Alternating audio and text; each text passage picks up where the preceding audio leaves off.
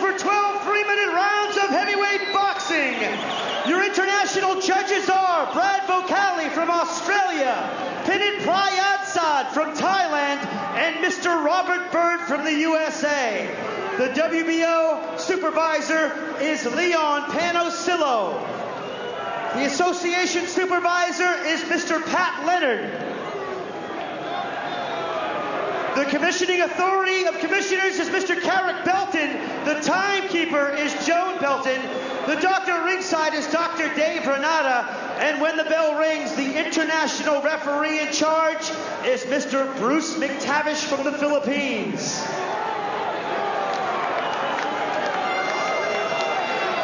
And now, introducing the fighter to my left, fighting out of the red corner. He enters the ring wearing black trunks with white trim. He tipped the scales at a stealth 107.8 kgs. He hails from Samoa and representing South Auckland, New Zealand. He won the bronze medal at the 1992 Olympics in Barcelona. He is the former #1 ranked contender in the WBO, WBC, and IBF.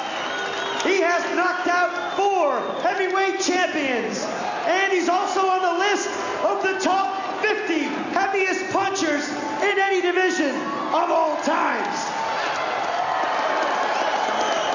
He has 53 professional fights with 49 wins, 3 losses, and 1 draw, with 42 big wins coming by way of KO.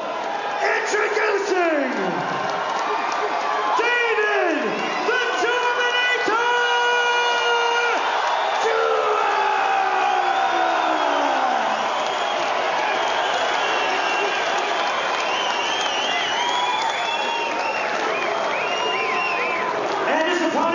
across the ring, fighting out of the blue corner.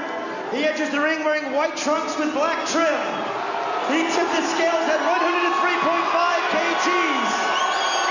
He hails from Tiniroto, Gisborne, New Zealand. He is currently ranked as one of the top 10 heavyweights in the world, going as high as 6th in his WBO ranking. He also won a bronze medal at the 2002 Commonwealth Games in Jamaica. He has 24 professional fights with 23 wins, 1 loss, no draws, with 20 big wins coming by way of KO. Introducing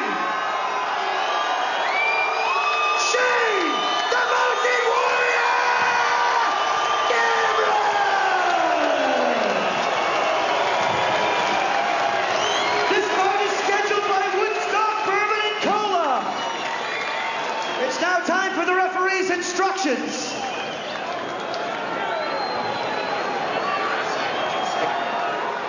Instructions in the dressing room. When I say break, step back, hands up, duck the point. Touch gloves, have a good fight. Ladies and gentlemen, I will ask you one more time, make some noise! So it's set to go now. All the anticipation is over. These fighters are in tremendous physical condition. The Mountain Warrior, Shane Cameron, is it his coming out party? Is it the end of the era for David Tua? That's what this fight's all about. It is the fight of the century. Round 1, scheduled for 12. The champion decked out in white. The challenger, David Tua, in black trunks. So far, Shane is doing what most people thought, boxing from the outside. Tua misses his first left-hand offering. Shane lands his first left hook. Cameron jabs him off again. Catches him with a left hook. David hasn't landed a punch yet. Shane's right hand's a little bit low. He's got to get it up high because the left hook is the weapon for David Tua. We'll look for that. David is very worked up a great sweat, so he's ready to go. But he's a very cool customer here in the early going. He's not panicking. He's not pushing the fight. There's the left hook on the inside. He's got such a great chin. He's walking up. He's taking the fight to Shane, which we expected. But now we've got to wait and see what happens. There's the first left hook, and it hurts Shane a little. It caught him, and it caught his attention. But remember, Shane, when he first started out training in the same camp with David and has sparred with him, he knows this power. can he hold up against the power? As the left hand again, which grazes across the eyes of Shane Cameron. Shane feints, throws his left hook, whistles past the nose of David. Double jab, right hand, sails over the head of David. The Terminator, they call him now, as the left hand. You know, he's landed the left hook 3 times. Right hand and the left hook by Tua here in round number 1. Shane has already felt the power, and you can see a little welt coming up by the right eye. Tua's very methodical, just throwing good, precise punches. He's giving away some 4 inches in height to this guy. He's 4 kilograms heavier, but he's at the lightest weight that he's been in years. David Tua has lost some 26 kilograms, so he's in great physical condition for this fight. There is no tomorrow for David Tua. Shane Cameron, it's the opportunity of a lifetime. David feints, shows nice head movement, which makes it hard for Shane to hit him coming in. Shane touches him up a couple of times, and David whistles the left hook by him again. You know, this Bruce McTavish stays back. He's one of the very best referees in the world. Oh, he caught him! And he caught him again! Shane's ready to go! And he's down in round 1! Shane's in a heap of trouble! He won't be able to recover from this! He's trying to get up too quick. He comes forward. McTavish will give him all the time in the world. David catches him. It's going to be a first-round knockout.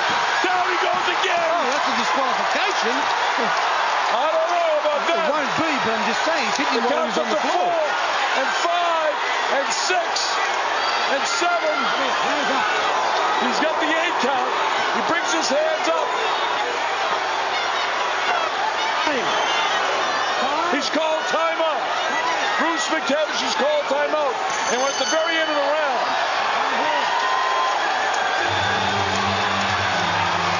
I'm not sure why he called timeout. Shane down twice in the first round, so it didn't take long. A lot of the questions have already been answered. The power of Tua is still there, and Shane won't last long with him. He can't recover from those 2 big shots. That was a knockout. The fight was over. There was no response by Cameron, but that's the first knockdown. The second knockdown, he hit him twice while he was on his knees. Down, look. Oh, that's the first one still.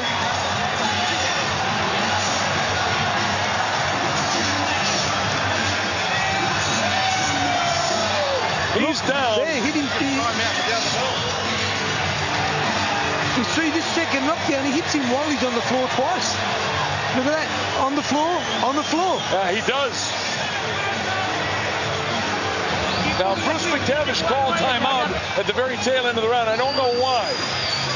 But he did hit him down twice, and it could have been a disqualification. Cedric Kushner was going wild in the corner, saying the fight was over.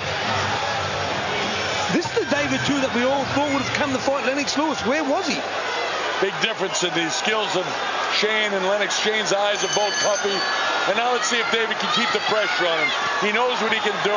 Shane backing off immediately. He's trying to jab. Gets hit again with a right hand. Left hook. He's not going to last this round. David's all over. He's pummeling. The referee stops the fight. It's all over. A second round knockout victory. And Shane is hurt. That shows you David Tua is back. My God, that was devastating. But listen, I've got to look. He's a friend of mine, Bruce McTavish, but I've got to question the referee. Let him take too many punches there. Too many punches.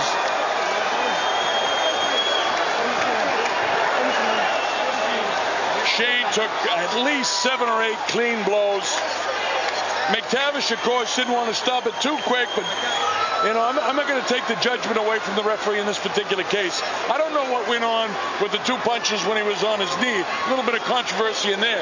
But there's no question it was academic. David Tua pummeled this guy and did what he has to do to jump back on the scene. That's a brilliant knockout victory for David Tua. That's devastating. Look, like I said, obviously I know Lennox Lewis is different, but if that kind of guy came out against Lennox Lewis, who knows what could have happened? He was cool in the easy, early going of the fight. And, I mean, he just really devastated. Here's David over there saying, you know, now this shows the sportsmanship of the 2 guys. Oh, nobody's ever doubted what a gentleman David Tua is. My heart goes out to Shane because I know how hard he worked to get ready for this fight. He's a wonderful guy. Guy raised in the shadows of Mount Naki.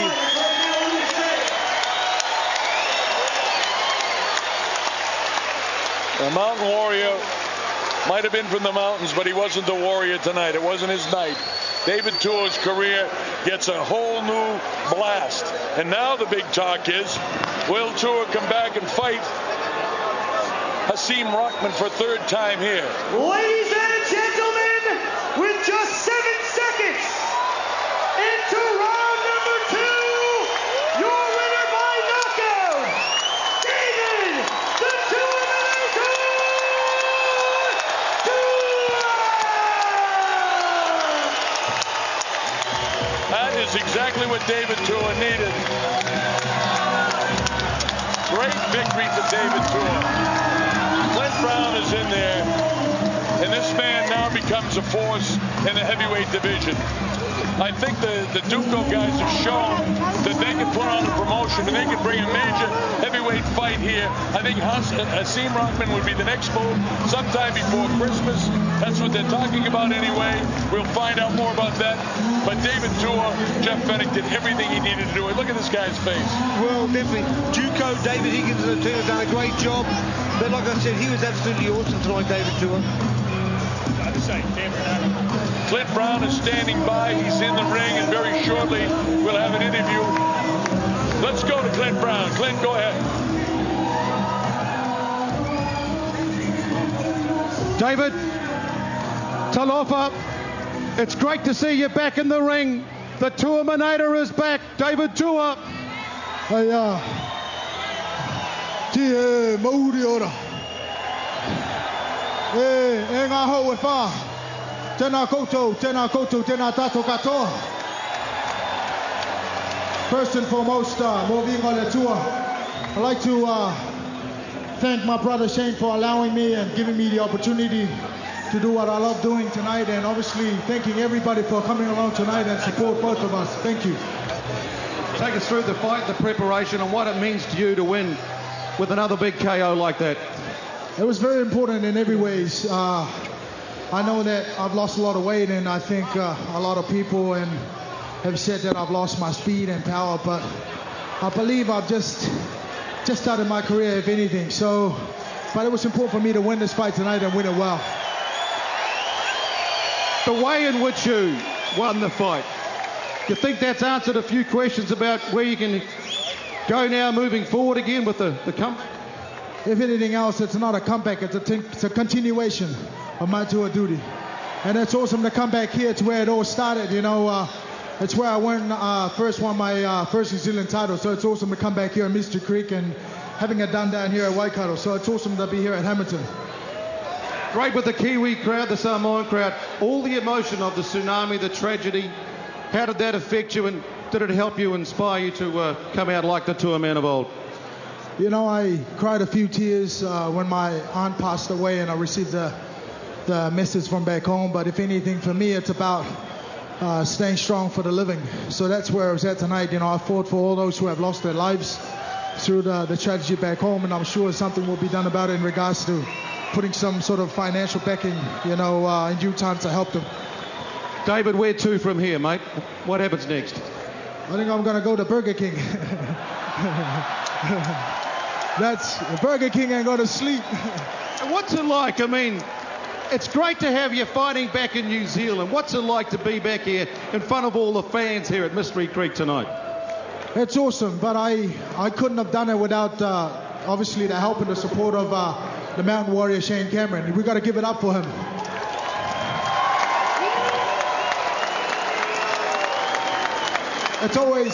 It's always great, and it's always humbling to come back and fight in front of my home crowd here in New Zealand. It means the world to me. Ladies and gentlemen, David the Tuaminator Tua!